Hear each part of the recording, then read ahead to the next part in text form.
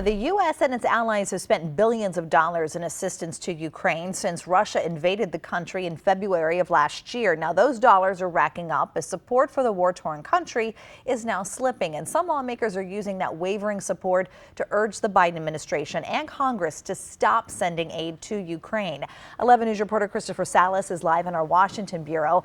Christopher, go ahead and tell us a little bit more about how the U.S. is spending the money. Hey, Jen, good morning. Well, in the latest package the United States is sending, it's $2 billion worth of military equipment. That's artillery rounds. That also includes aerial systems. This is just the latest economic package out of billions of dollars that the United States has sent to Ukraine.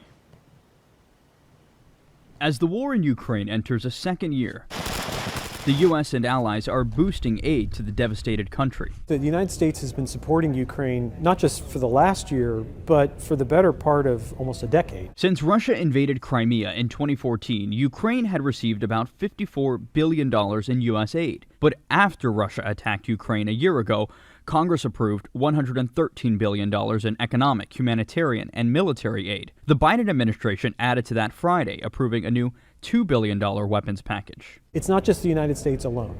It's the United States working with now over 50 allies and partners around the world. But as the war goes on, more Americans are concerned about the price tag. A poll by the Chicago Council on Global Affairs shows American support for providing economic assistance to Ukraine has dropped 12% since last March. The most dramatic drops were among Republicans themselves, and other polls have also found this kind of shift among Republicans. On the other hand, Democrats have stayed pretty remarkably consistent. Some House Republicans are pushing for the United States to end military and financial aid to the country.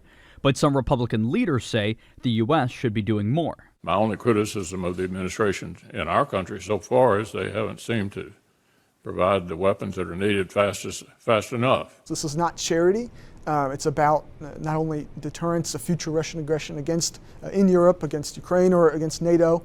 It's also about deterring the other autocrats around the world who might be wanting to take a bite out of a country near them.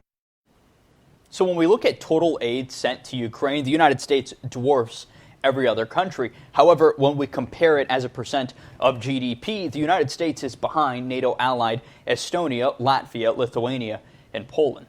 In Washington, I'm Christopher Salas, WBAL TV 11 News. All right, Christopher, thanks so much for joining us this morning.